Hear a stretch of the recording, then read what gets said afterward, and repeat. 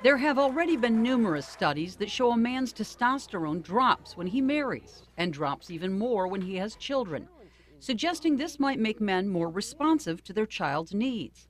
While most of the video you will see today is from Notre Dame studies regarding co-sleeping in the U.S., anthropologist Dr. Lee Gettler did his research in the Philippines.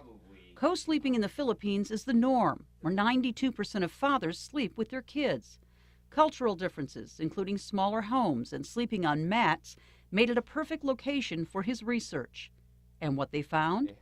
We found that men who slept near their kids had lower testosterone than men who didn't. Sampling more than 360 fathers, Gettler was able to prove that a father's physiology changes through co-sleeping.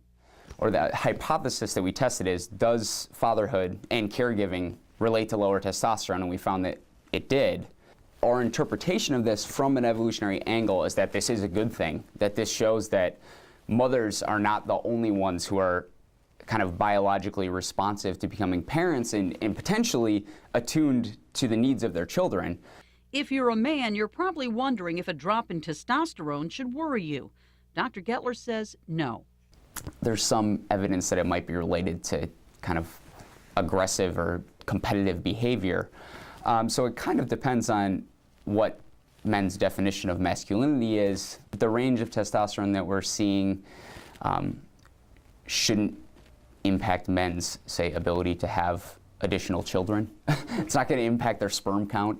So how does Gettler's research in the Philippines translate to the U.S., where co-sleeping is not the norm? I think there's a lot of interesting issues about kind of the sleep environment in the U.S. and what fathers do on a day-to-day basis that suggest it could be the same here, but we really need to test it to be sure.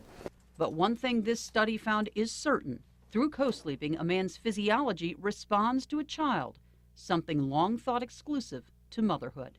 This research is really showing that women are not the only ones who are biologically responsive to parenthood. Thank you. Whoa. That was nice. You gonna give one to Pops?